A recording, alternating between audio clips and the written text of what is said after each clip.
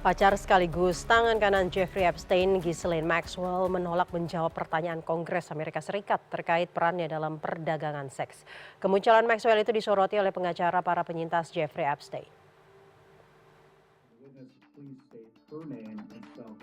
Pacar dan tangan kanan Jeffrey Epstein, Ghislaine Maxwell, menolak menjawab pertanyaan saat memberikan keterangan di hadapan Komite Pengawasan dan Reformasi Pemerintah DPR Amerika Serikat Senin 9 Februari.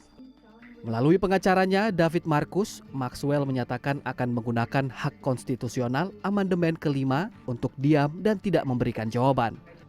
Alasan Maxwell, ia sedang dalam proses permohonan habeas corpus yang sedang berjalan terkait putusan hukum atas dirinya.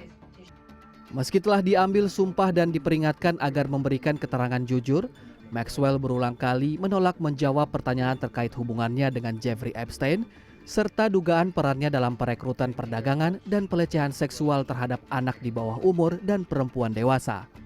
Maxwell divonis bersalah pada tahun 2021 dan saat ini menjalani hukuman penjara selama 20 tahun.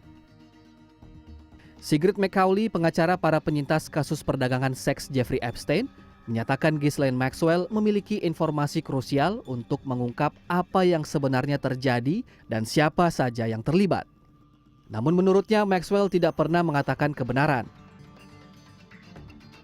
Well, Ghislaine Maxwell certainly has critical information that would help us understand exactly, what happened and who was there at varying times.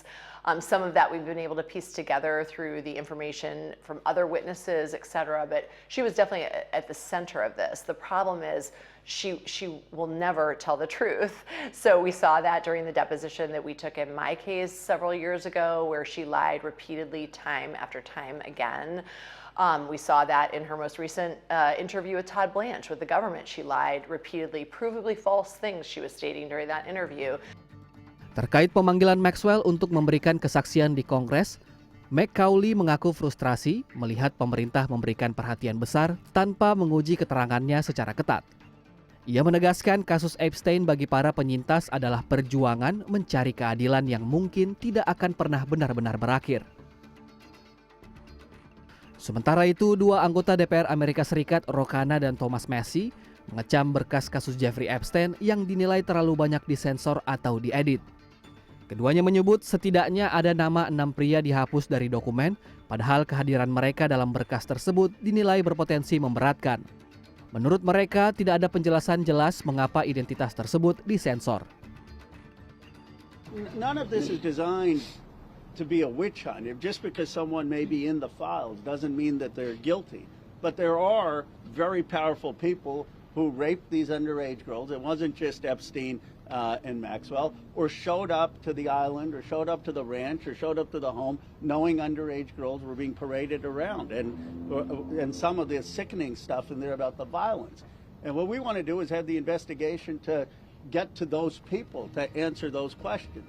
Dokumen Epstein resmi dirilis oleh Departemen Kehakiman Amerika Serikat pada 30 Januari 2026 yang berisi jutaan halaman dokumen, foto, dan yang berisi rekaman, arsip penyelidikan, serta komunikasi terkait kejahatan Jeffrey Epstein dan jaringan operasinya.